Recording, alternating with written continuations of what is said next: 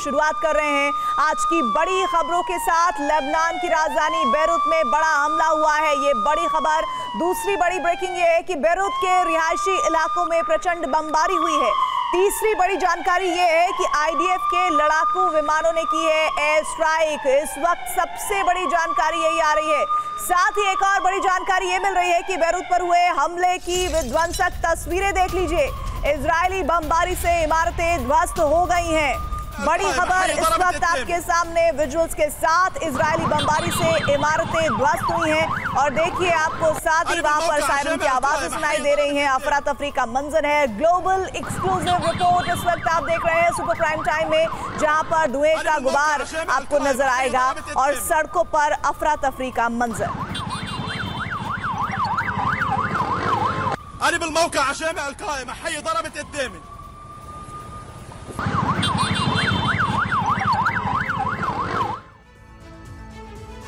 Lebanon का हाला Gaza जैसा होने लगा है। बीते 24 घंटे में इजरायली सेना ने लेबनान पर 2000 एयर स्ट्राइक की हैं। दक्षिणी लेबनान के सीमाई इलाकों से बेरूत तक खंडर में तब्दील होने लगा है। लेबनान के शहरों में धुआं, लपटे और मलबे का अंबार लगा हुआ है। 600 से ज्यादा लोग मारे जा चुके हैं, लेकिन अब इससे विध्वंसक जंग शुरू होने वाली है। इजरायल ने लेबनान में अपनी सेना उतारने की घोषणा कर दी है। लेबनान की सीमा पर रिजर्व फोर्स भेज दी गई है। देखिए क्या है इजरायल की लेबनान ग्राउंड ऑपरेशन रणनीति और अगले 24 घंटे में यह जंग कैसे एटमी तबाही की ओर जा सकती है। 23 सितंबर से गरज रहे इजरायली जेट इंजन रुके नहीं हैं।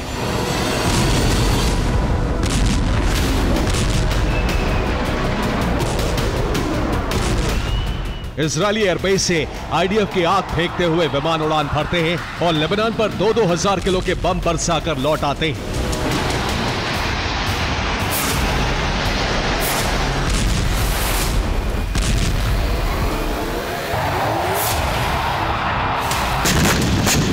पच्चीस सितंबर को भी इजरायली वायुसेना ने लेबनान ध्वंस जारी रखा और दक्षिणी लेबनान के अलग अलग इलाकों से धुएं और लपटों की तस्वीरें सामने आने लगी।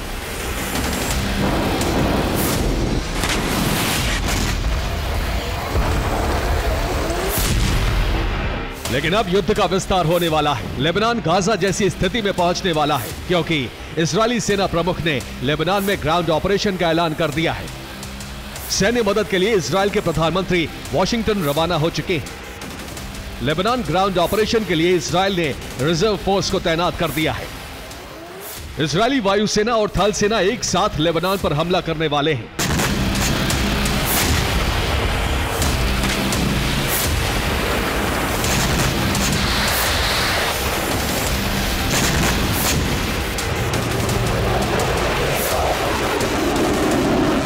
इस ग्राउंड ऑपरेशन की तैयारी के लिए ही लगातार 3 दिन तक दक्षिणी लेबनान सहित बेरूत से बाहरी इलाकों तक बम बरसाए गए हैं।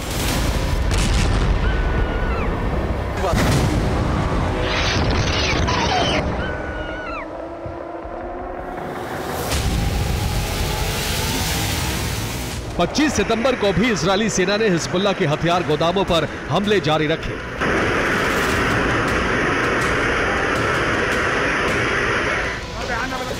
इजरायल ने बेरूत तक हिजबुल्लाह के ठिकानों पर हमले किए हैं।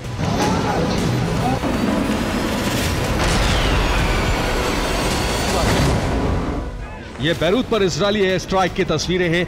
इजरायल ने एक के बाद एक बेरूत पर 19 हवाई हमले किए।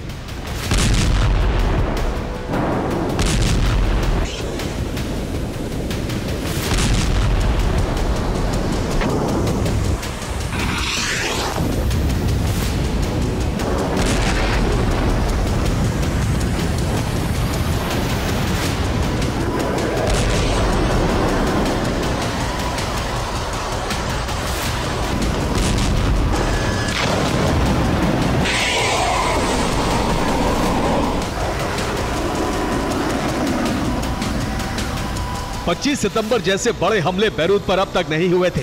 इन हमलों से बेरूत में बड़ी तबाही हुई है।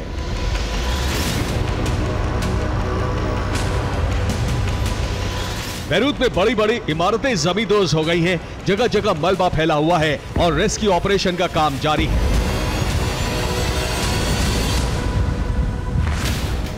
25 सितंबर को इजराइल ने हिजबुल्लाह के 60 ठिकाने तबाह कर दिए।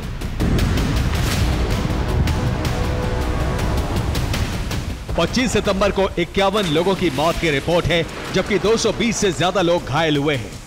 लेबनान सरकार के मुताबिक इजराइल के हमलों में अब तक 600 से ज्यादा लोग मारे जा चुके हैं। इजरायली सेना अब तक लेबनान पर 16,700 करोड़ रुपए की मिसाइलें बरसा चुकी है।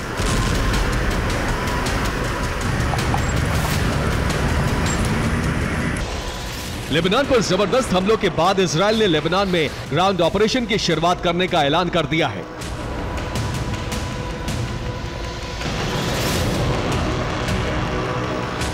इजरायली सेना ने लेबनान ऑपरेशन का पहला चरण करीब करीब पूरा कर लिया है और अब दूसरे चरण की शुरुआत होने वाली है।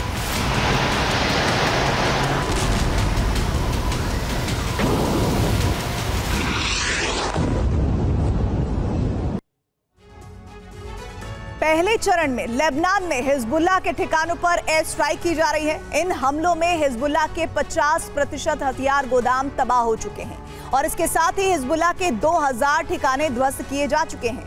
आकलन है कि ताकत के मामले में हिजबुल्लाह 20 साल पीछे जा चुका है। दूसरे चरण में इजरायली सेना लेबनान में ग्राउंड ऑपरेशन की तैयारी कर रही है। दरअसल पेजर अटैक में हिजब के 1500 लड़ाके पहले ही घायल हो चुके हैं। अब लगातार एयर स्ट्राइक से हिजब लड़ाके उत्तरी लेबनान में जाकर छिप गए हैं। मतलब साफ है, हिजबुल्लाह दक्षिणी लेबनान में कमजोर हो चुका है। इजरायली सेना हिजबुल्लाह का कम्युनिकेशन सिस्टम ध्वस्त कर चुका है। ऐसे में ग्राउंड ऑपरेशन के दौरान हिजबुल्लाह कोऑर्डिनेट डिफेंसिव ऑपरेशन नहीं चला पाएगा।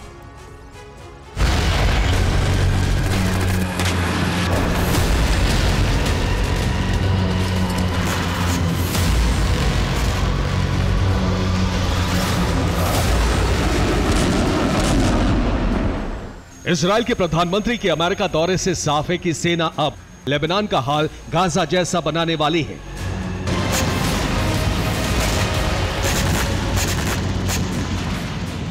गाजा में भी इजराइल ने यही नीति अपनाई थी। पहले हमास के ठिकानों को तबाह किया, हमास लड़ाकों को तितर बितर किया और उसके बाद सेना को गाजा की जमीन पर उतार दिया।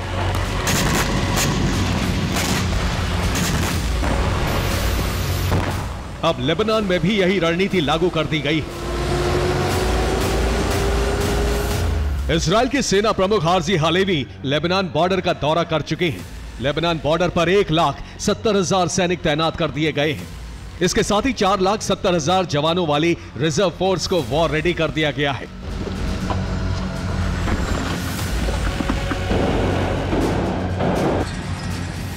लेबनान में अगले 24 घंटे के अंदर इजराइल का ग्राउंड ऑपरेशन शुरू हो सकता है। दूसरी तरफ हिजबुल्लाह लड़ाकों ने भी इजराइल में ग्राउंड ऑपरेशन के लिए बॉर्डर तोड़कर घुसपैठ शुरू कर दी है।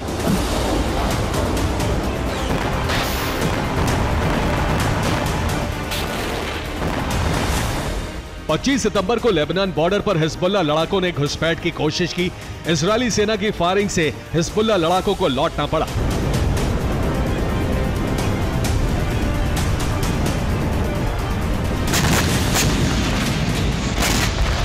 इजरायल के पलटवार इतने जबरदस्त थे कि हिजबुल्लाह को संभलने का मौका नहीं मिल रहा है।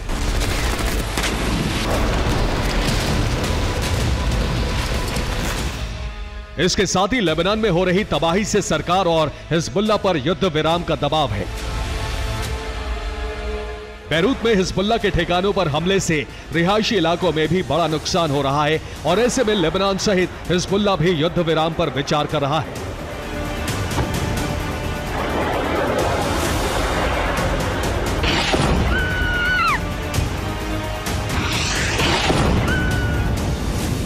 अमेरिका या कतर की मदद से यह वार्ता आगे बढ़ाई जा सकती है, लेकिन इजरायल की शर्तें ऐसी है कि युद्ध विराम मुमकिन नहीं है।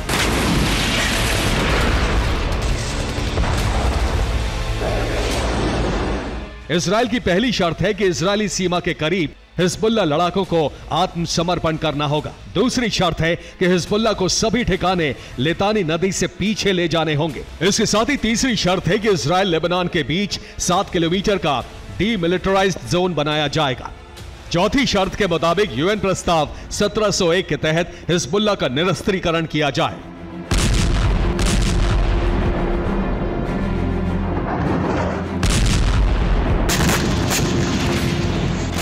यह तय है कि हिजबुल्लाह हथियार छोड़ने को तैयार नहीं होगा और शर्तें ठुकराने का मतलब होगा लेबनान का गाजा जैसा बन जाना।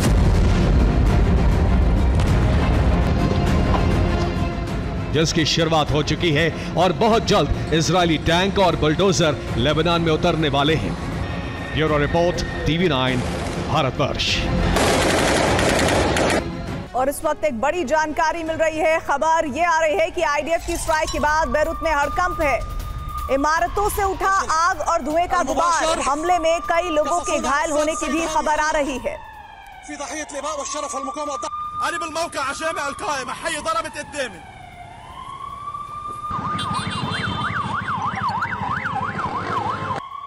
السلام عليكم جميعا مشاهدينا الكرام على مجلة النشط علي بيسر خدمة الخبر العاجل المباشر। 3 दिन से लेबनान को दहला रहा इजराइल अब बड़े संकट में फंस गया है। 7 फ्रंट पर उसे ईरानी प्रॉक्सी ने घेर लिया है। उत्तरी बॉर्डर, गाजा बॉर्डर के अलावा गोलन हाइट्स से भी हमले शुरू हो सकते हैं, जबकि लाल सागर और पूर्वी भूमध्य सागर में दूसरे ईरानी प्रॉक्सी मिसाइल स्ट्राइक करने की तैयारी में है। इसी बीच अमेरिका ने साइप्रस में अपने सैनिक भेजकर संदेश दिया है कि वो इजराइल की सुरक्षा के लिए तैयार है, यानी अरब में महायुद्ध का खतरा बढ़ गया है। अगर इजराइल पर ईरानी प्रॉक्सी हमले करते हैं तो अमेरिका को मजबूरन युद्ध में उतरना पड़ सकता है।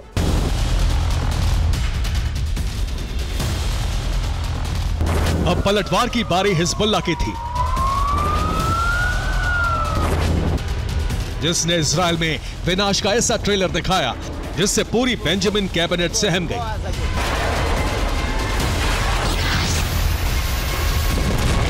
एक एक तस्वीर थर्रा देने वाली है, क्योंकि रात के अंधेरे में हिजबुल्लाह के ड्रोन ने कोहरा मचा कर रख दिया।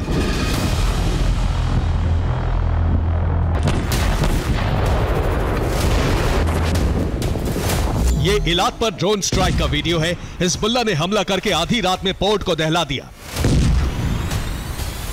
इलाक पर पहले भी हमले हो चुके हैं, लेकिन इस बार जो अटैक किया उसमें ईरान से मिले ड्रोन का इस्तेमाल किया गया।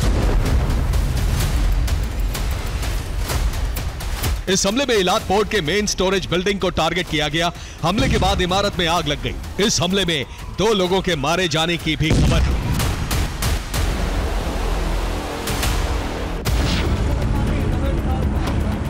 इलाक पर 2 तरफा हमला किया गया। आसमान से हिजबुल्लाह ने ईरान से मिले ड्रोन दागे, जबकि समंदर से हूती ने सी ड्रोन से हमला किया। अब लेबनान पर हमले का बदला लेने के लिए सारे प्रॉक्सी संगठन एकजुट हो गए हैं और हूती ने पहला प्रहार करके अपने इरादे जता दिए हैं।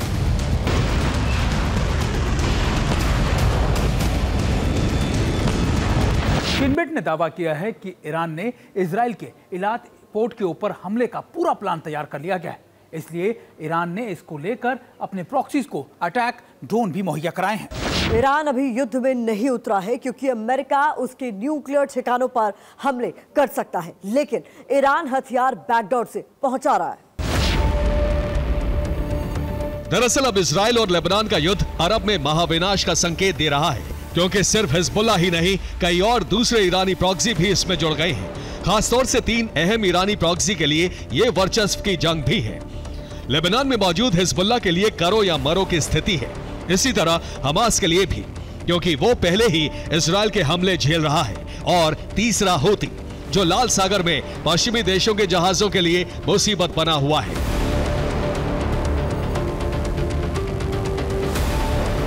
पेंटागन ने अलर्ट जारी किया है कि इजराइल ईरानी प्रॉक्सी के चक्रव्यूह में घिर गया है, जिसमें हमास, हूती और हिजबुल्लाह के अलावा दूसरे प्रॉक्सी लड़ाके गोलन हाइट्स की तरफ से हमला करने के लिए तैयार हैं।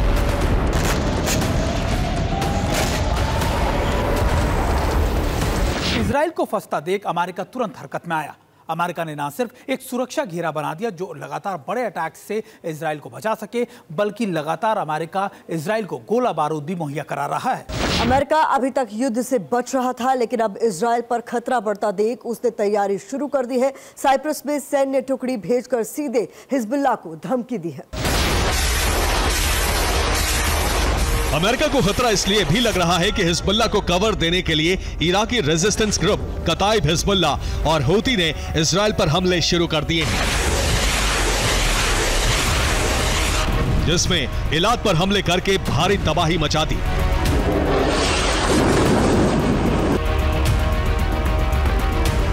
इसके अलावा Libya, Syria, Iraq, Jordan, Yemen के शिया सुन्नी संगठनों के लड़ाके इजरायल की तरफ रवाना हो चुके हैं, जो लेबनान, गाजा और गोलन हाइट्स पहुंचकर इजरायल पर हमले कर सकते हैं।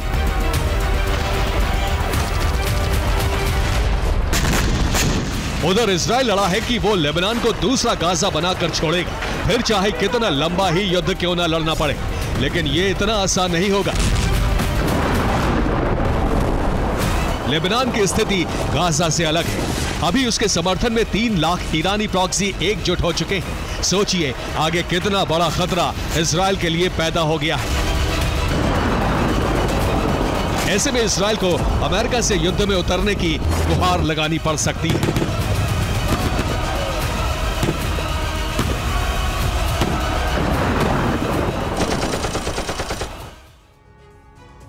अब अमेरिका के टारगेट पर लेबनान आ गया है, इसीलिए साइप्रस में अमेरिका ने सैनिक भेज दिए हैं। इसके अलावा साइप्रस में मौजूद एयरबेस को अलर्ट मोड पर डाल दिया गया है। साइप्रस में लॉन्चिंग साइट पर मिसाइलों की तैनाती कर दी गई है। ब्रिटेन ने भी अपने सैनिकों को साइप्रस भेज दिया है।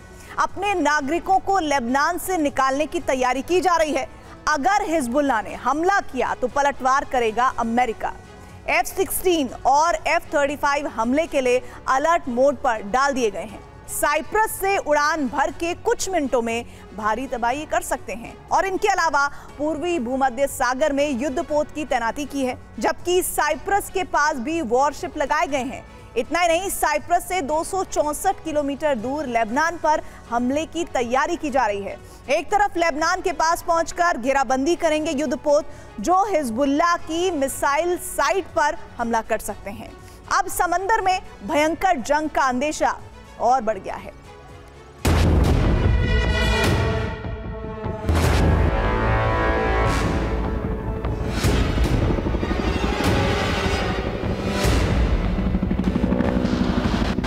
अमेरिका और ब्रिटेन ने साइप्रस में अपने सैनिक भेज दिए हैं, यानी दोनों कुछ बड़ा करने की प्लानिंग में हैं।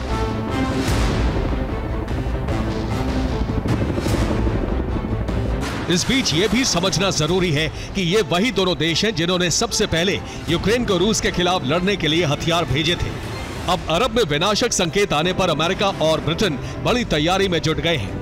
लाल सागर में भी अमेरिका और ब्रिटेन के युद्धपोत सबसे ज्यादा हैं। इसी तरह पूर्वी भूमध्य सागर में भी युद्धक तैयारी की जा रही है।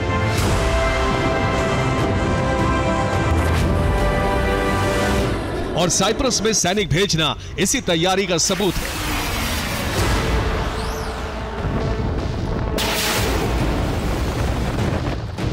दरअसल कुछ घंटे पहले कताइब हिजबुल्लाह के प्रवक्ता अबू अली अल अस्करी ने धमकी दी है कि अब वक्त आ गया है, इस्लामिक रेजिस्टेंस एकजुट होकर इजरायल को खाक कर दे, और ऐसा होकर रहेगा इंशाअल्लाह।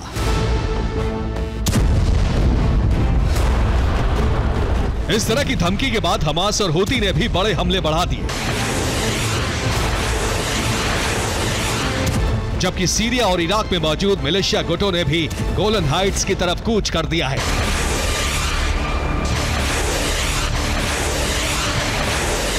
यानी इजरायल एक ऐसे खतरे में घिरने जा रहा है जिससे बचने के लिए उसे नेटो की शरण में जाना पड़ सकता है। अब पूरे 7 फ्रंट पर इजरायल को युद्ध लड़ना पड़ सकता है।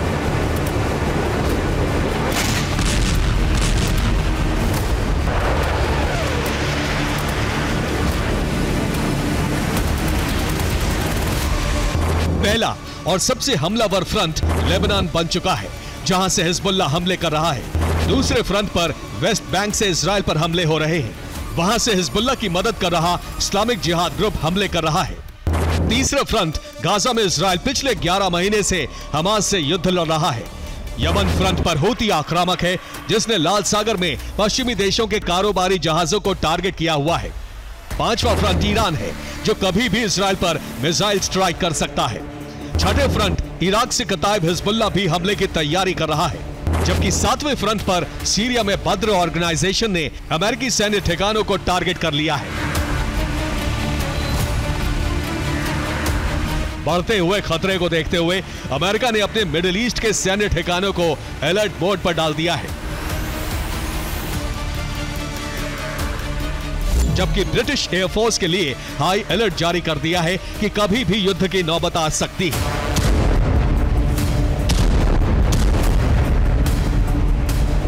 हालांकि इस बीच अमेरिका के प्रेसिडेंट जो बाइडेन ने कहा है कि अमेरिका इस्लामिक देशों के साथ मिलकर इजराइल लेबनान में सीज फायर की कोशिश में जुटा है।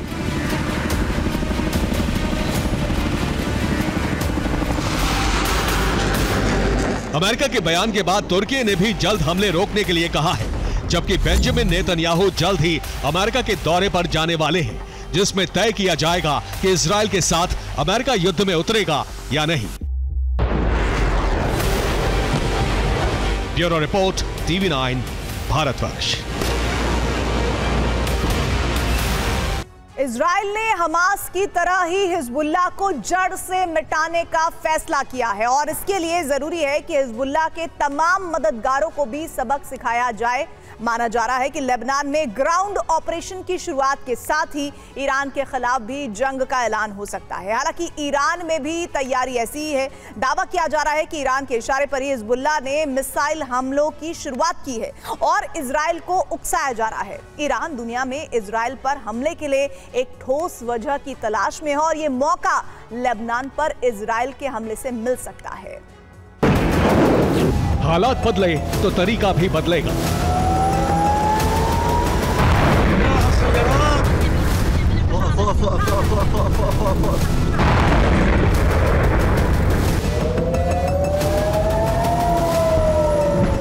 नए हथियार भी आएंगे और जंग के नए किरदार भी।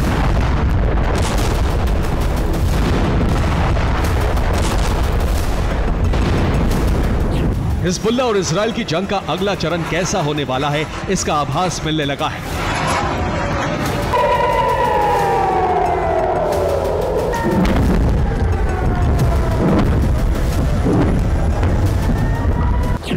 सबसे अहम है वो दो देश जो अब सीधे तौर पर एक दूसरे से भिड़ सकते हैं। तैयारी दोनों तरफ शुरू हो चुकी है।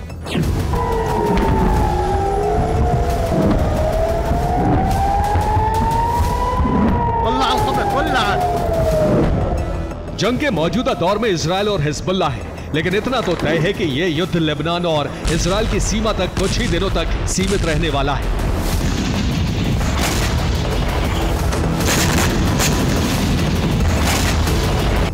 हिजबुल्लाह नाम का मोहरा जिस दिन अपनी मात खाने के कगार पर पहुंचेगा, इस युद्ध में शक्तिशाली देशों की एंट्री शुरू हो जाएगी।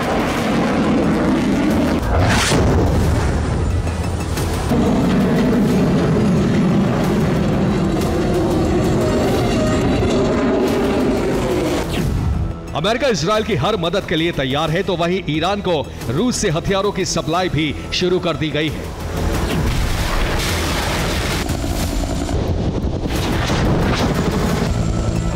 ईरान की तरफ से खुला ऐलान कर दिया गया है कि हिजबुल्लाह को ना तो रॉकेट की कमी होने दी जाएगी, ना मिसाइल और लड़ाकों की कमी होगी।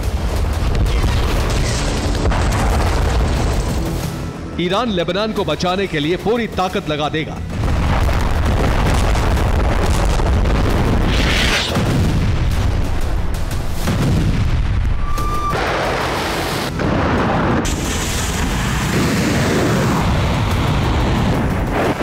ईरान ने हिजबुल्लाह को हौसला दिया है, तो वहीं इजराइल को धमकी दी है। ईरान ने इजराइल को लेबनान पर हमला करने की भूल ना करने की नसीहत दी है। इजराइल के मददगारों को गंभीर अंजाम भुगतने की धमकी दी गई है।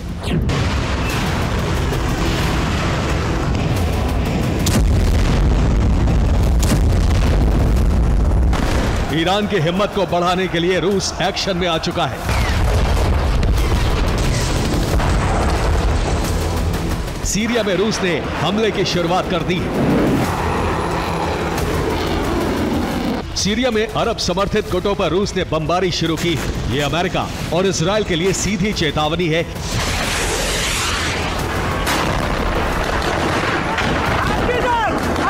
क्योंकि सीरिया में ईरानी प्रॉक्सी संगठनों पर हमले किए जा रहे थे।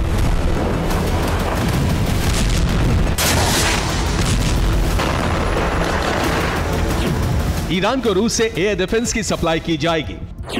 ईरान को बड़े हमलों से मुकाबले की ताकत दी जा रही है। रूस से ईरान में हथियारों की सप्लाई भी शुरू कर दी गई है।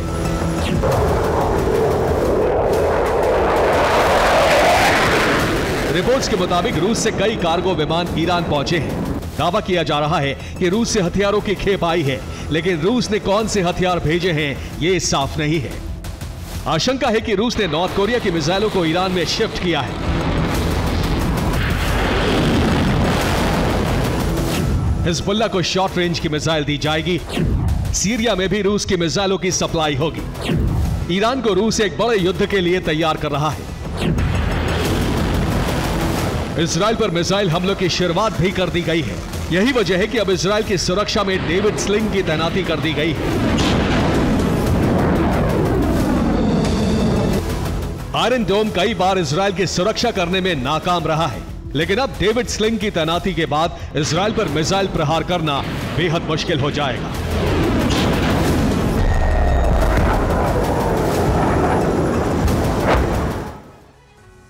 इजराइल की सुरक्षा में 3 एयर डिफेंस की तैनाती है। आयरन डोम और एरो एयर डिफेंस के अलावा अब डेविड स्लिंग का भी इस्तेमाल हो रहा है। इजराइल पर मिसाइल हमले का खतरा है और इसलिए डेविड स्लिंग की तैनाती बढ़ाई गई है।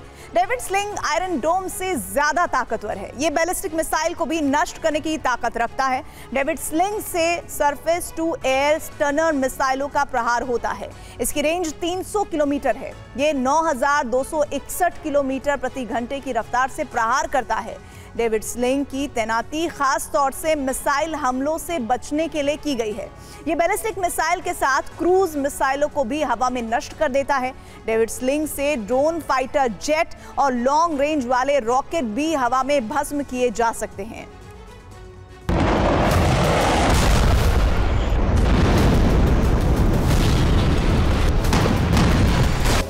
लेबनान से इजराइल पर हमला तो बस शुरुआत समझिए।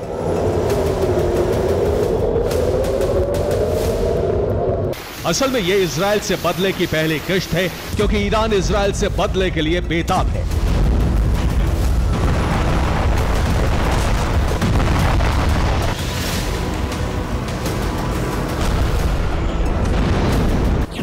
ईरान में इस्माइल हानिया की हत्या की गई थी।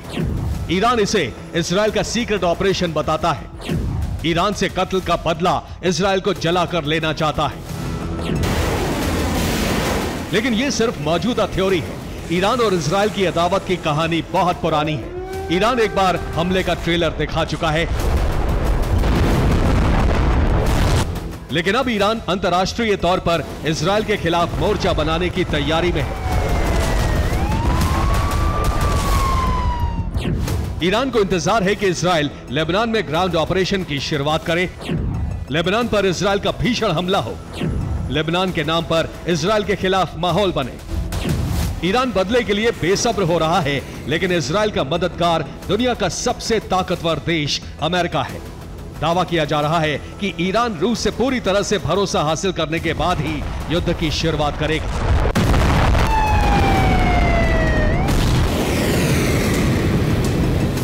ईरान ने पिछले दिनों रूस को कई बार आजमाया है। रूस से गोला बारूद और मदद की मांग की गई। रूस से कई हथियारों को लेकर डील की गई। रूस के साथ मिलकर अमेरिका से निपटने की रणनीति तैयार की गई। हालांकि ईरान की तरफ से युद्ध की शुरुआत में हो रही देरी को लेकर एक और थ्योरी है। ईरान का पहला मकसद एटमी पावर बनना है। ईरान परमाणु हथियार बनाने को प्राथमिकता दे रहा है। ईरान ने परमाणु हथियार बनाने का मिशन जारी रखा है। एटमी मिशन को पूरा करने के लिए युद्ध को टाला गया। अब ईरान का परमाणु बम तैयार किया जा चुका है। माना जा रहा है कि हानिया की मौत के बाद ईरान ने तेजी से यूरेनियम तैयार किया और अपना एटमी प्रोग्राम पूरा कर लिया।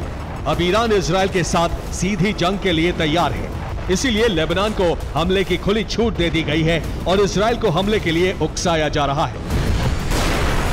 अमेरिका से मुकाबले के लिए रूस भी अब ईरान के साथ युद्ध में शामिल होने के लिए तैयार है। Bureau report, TV9 Bharatvarsh. चंद घंटों बाद व्हाइट हाउस में यूक्रेनी प्रेसिडेंट जेलेंस्की और बाइडेन के बीच मुलाकात होगी, लेकिन इस मीटिंग से पहले ही रूसी राष्ट्रपति पुतिन ने अपने परमाणु सिद्धांत को ही बदल लिया। एटमी हथियारों के इस्तेमाल से जुड़े तमाम कायदे कानूनों में जबरदस्त बदलाव कर दिया गया। और जानते हैं इसका मतलब क्या हो जाता है? अब जब चाहे, जैसा चाहे, पुतिन न्यूक्लियर विनाशकों से तबाही मचा सकते हैं। यूक्रेन, यूरोप ही नहीं बल्कि अमेरिका तक परमाणु हथियारों का इस्तेमाल कर सकते हैं। आखिर क्यों और कैसे, देखिए इस रिपोर्ट में। जिस बम से महाविनाश होता है,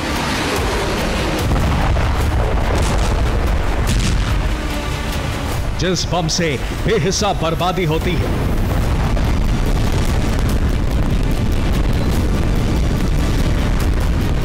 जो बम इंसानी वजूद के लिए सबसे बड़ा खतरा है,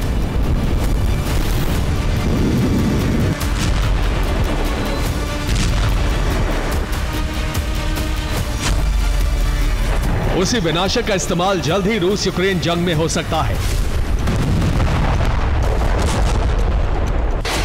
यूक्रेन ही नहीं बल्कि नेटो अमेरिका तक की सरजमीं पर पहला न्यूक्लियर प्रहार हो सकता है।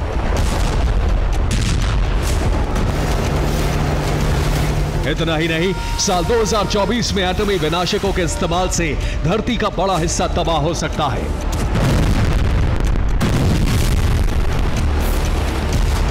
जब से रूस यूक्रेन जंग का आगाज हुआ है, तब से ये आशंका जताई जा रही थी। कई दफा तो न्यूक्लियर वेपन्स के इस्तेमाल की वार्निंग भी दी जा चुकी है, मगर पहली बार पुतिन ने परमाणु हथियारों के इस्तेमाल पर सनसनीखेज बयान दिया। पहली बार पुतिन ने यह ऐलान किया कि आखिर वो जंग में परमाणु बम का इस्तेमाल कब और कैसे करेंगे।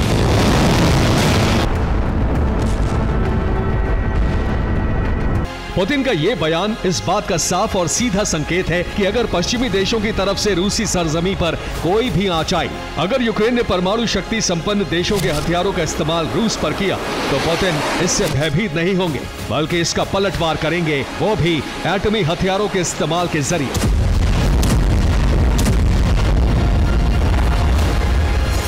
दरअसल 25 सितंबर यानी कल क्रेमलिन में रूसी सिक्योरिटी काउंसिल की अहम बैठक हुई, जिसमें परमाणु सिद्धांत में बड़े बदलाव करने का ऐलान हुआ। इसके तहत रूस एटमी हथियारों का इस्तेमाल कर सकता है।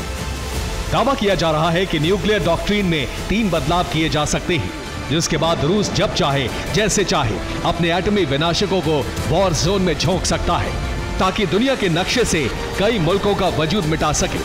एटमी तबाही से सिर्फ नेटो ही नहीं बल्कि अमेरिका तक को दहला सके।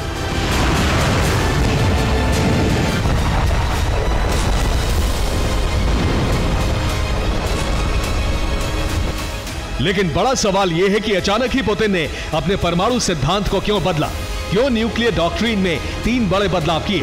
तो उसकी वजह है UNGA से सामने आई ये तस्वीर।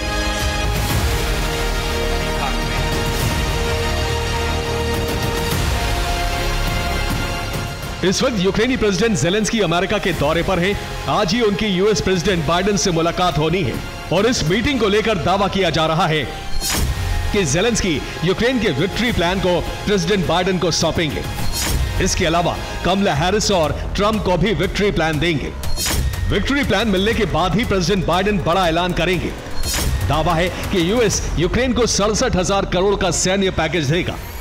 इसके अलावा यूक्रेन को 3,135 करोड़ का मिलिट्री असिस्टेंस मिलेगा।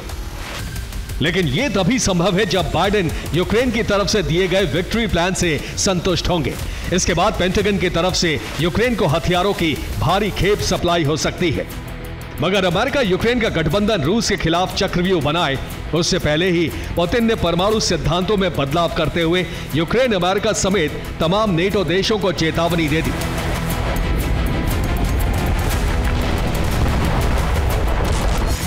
एक तरफ पुतिन ने एटमी उद्घोष से सनसनी मचा दी है, यूक्रेन के तमाम मददगारों की जान हलक में अटका दी है, तो वहीं दूसरी तरफ वॉर फ्रंट पर रूस ड्रैगन के साथ मिलकर बारूदी हथियारों की नुमाइश कर रहा है, सी ऑफ जापान में नेवल एक्सरसाइज कर रहा है।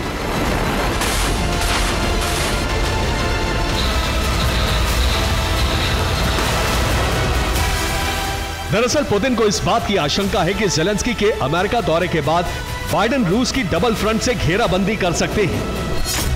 पहला फ्रंट अलास्का और पैसिफिक रीजन से रूस पर हमला, दूसरा फ्रंट यूरोप और आर्कटिक रीजन से रूस बेलारूस पर अटैक।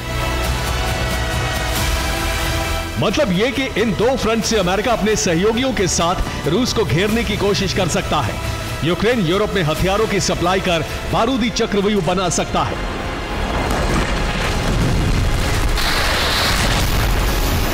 लिहाजा अमेरिका के इसी प्लान का तोड़ निकालने के लिए पहले तो रूस ने चीन के साथ मिलकर सी ऑफ जापान में खुद को मजबूत करते हुए रक्षा कवच बनाया, तो वहीं न्यूक्लियर डॉक्ट्रिन में बदलाव कर एटमी हथियारों के इस्तेमाल की तैयारी की।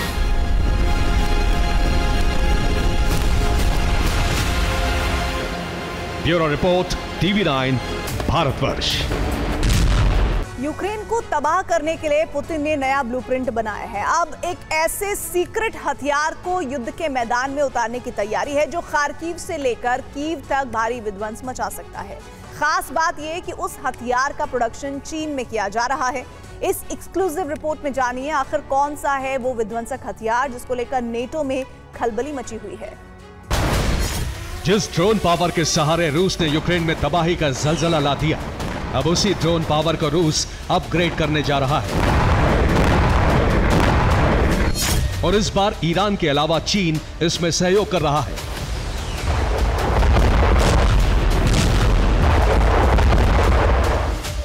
अब से पहले रूस ने ईरान से शाहिद ड्रोन लिया था, जिसके दम पर खार्किव से लेकर कीव तक कोहराम मचाया था। अब उसी ड्रोन को रूस जेरान 2 के नाम से खुद बना रहा है, लेकिन उससे भी एक कदम आगे जाकर नई तकनीक का ड्रोन चीन में तैयार किया जा रहा है। पुतिन जब चीन दौरे पर गए थे तो वहां उन्होंने चीन की ड्रोन फैक्ट्री भी देखी थी और कई तरह के ड्रोन भी चीन ने दिखाए थे, जिसमें कई कामिकाज़े ड्रोन भी थे। अब जिस ड्रोन का प्रोडक्शन चीन में कराया जा रहा है वो एक सीक्रेट ड्रोन है। उसकी खूबी है कि वो लंबी दूरी तक हमला कर सकता है। इसका खुलासा एक यूरोपीय इंटेलिजेंस एजेंसी ने किया है। उसने ड्रोन का नाम गैरपिया 3 बताया है। इसकी रेंज करीब 2000 किलोमीटर है, जबकि ये 50 किलो विस्फोटक ले जाकर तबाही मचा सकता है।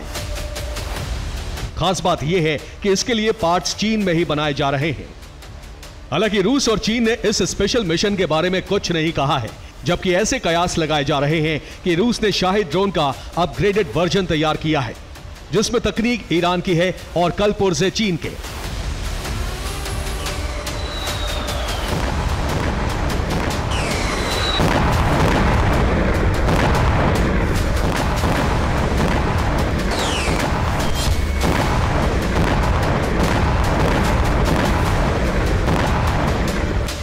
क्योंकि अभी तक रूस के पास लंबी दूरी तक मार करने वाला ड्रोन शाहिद ही है, जिसकी क्षमता बढ़ाकर रूस एक बड़े हमले की तैयारी कर रहा है।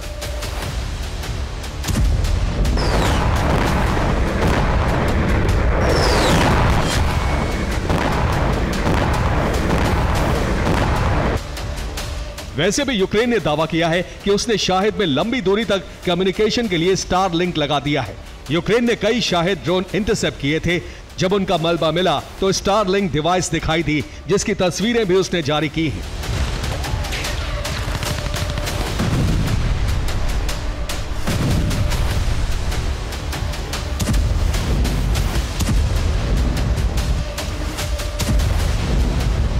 यानी रूस अब ड्रोन को अपना फ्रंट फुट वॉरियर बनाकर यूक्रेन को तबाह करने की प्लानिंग कर चुका है, जिसमें उसके गठबंधन के साथ ही ईरान, चीन और नॉर्थ कोरिया पूरी मदद कर रहे हैं।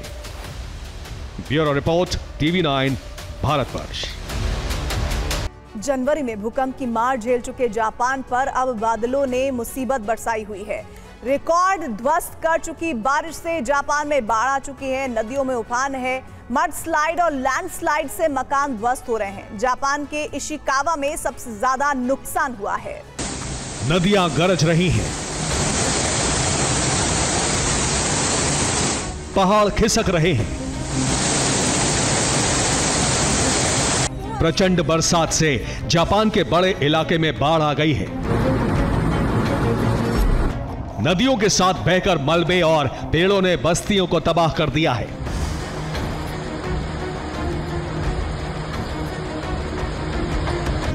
तस्वीरें जापान के इशिकावा से आई हैं। बाढ़, बारिश, लैंडस्लाइड और मड स्लाइड की वजह से अब तक 10 लोगों की मौत हो चुकी है। सबसे ज्यादा नुकसान इशिकावा के नोटो, वाजिमा और सुजू में हुआ है।